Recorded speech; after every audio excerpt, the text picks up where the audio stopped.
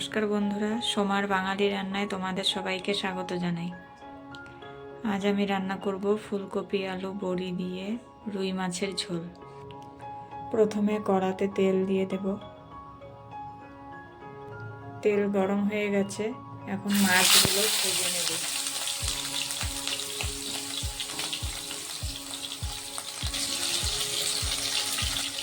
মাছগুলো ভাজা হয়ে গেছে, এখন নামিয়ে নেব। এখন ফুলকপিটা ভেজে নেব।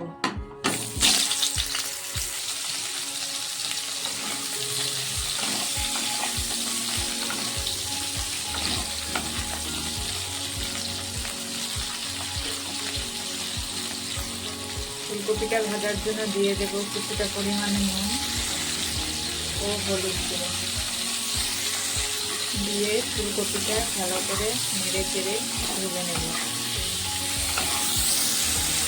ফুলকপিটা ভালোভাবে ভাজা হয়ে গেছে, এখন এটা নামিয়ে নিয়ে কড়াতে তেল দিয়ে দিচ্ছি। তেল গরম হয়ে গেছে, এখন বড়িটা দিয়ে দিচ্ছি। বড়িটা লাল লাল করে ভেজে তুলে নেব। এবার ওই তেলে দিয়ে দেব ফোড়নের জন্য তেজপাতা ও গোটা জিরে। এখন দিয়ে দেব কেটে রাখা আলু।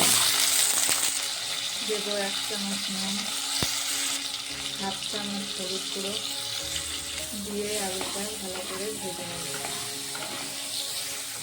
আলুটা ভাজা হয়ে গেছে, এখন দিয়ে দেব আদা লঙ্কা বাটা, 1 চামচ জিরে গুঁড়ো।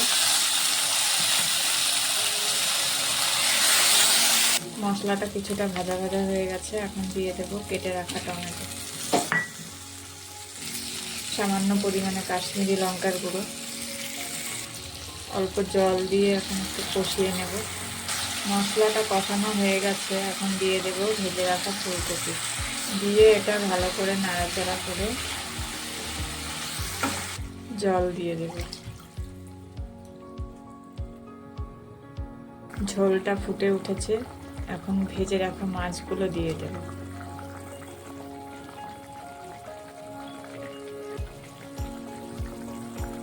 ঝোলটা হয়ে গেছে, এখন নামিয়ে নেব।